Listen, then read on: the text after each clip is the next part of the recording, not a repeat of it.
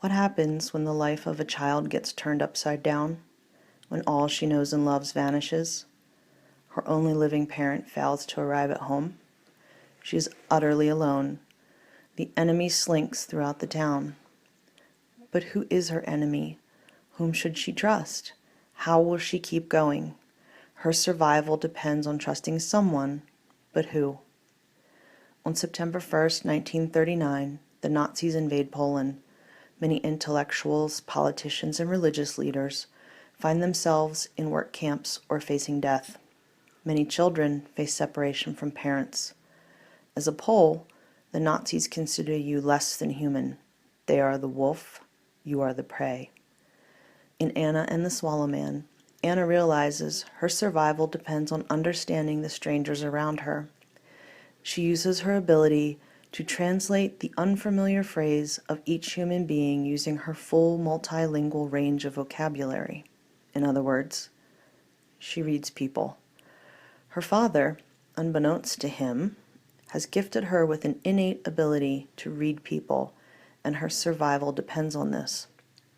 As a scholar of languages, Anna's father has shown her the fluidity of speaking the language you need in any given moment, which becomes her adaptation to save herself.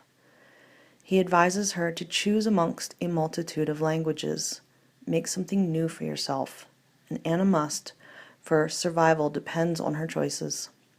And this little girl chooses the Swallow Man.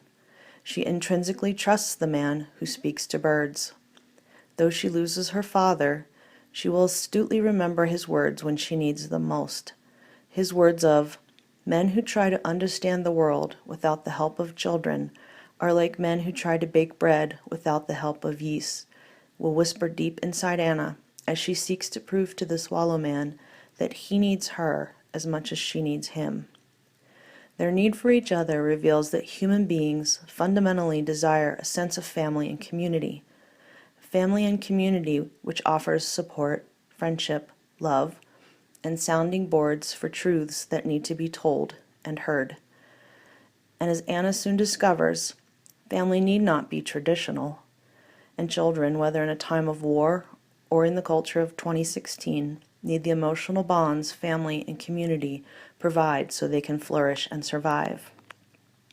Like Anna, children who experience lack of community and separation from parents or loved ones, whether physical or emotional, often suffer guilt, shame, fear, and even depression. Separation, whether intentional or unintentional, sends a message that says, "You are less than important. You have little value. You are not the priority."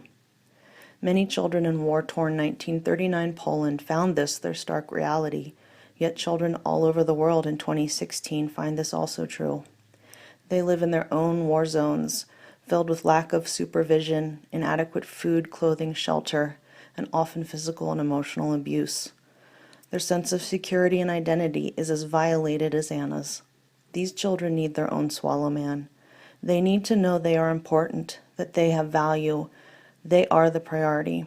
For children are not meant to endure without family, community, or a sense of self-worth. Life in a war zone drifts between disappointment and hope, and can be packed away, but the hybrid of the two is something less uniform, awkward, bulkier, and no less heavy. It must be carried along in the hands. The presence of intermingled disappointment and hope crushes a child's spirit and places a heavy burden on their formative being. It is an ever-present roller coaster of emotion.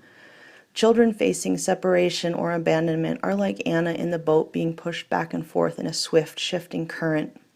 We must be present to show children the truth, to reveal their purpose and value, to speak and write how much they are loved regardless of life circumstances. For in the end, all children will ask of us, what is out there?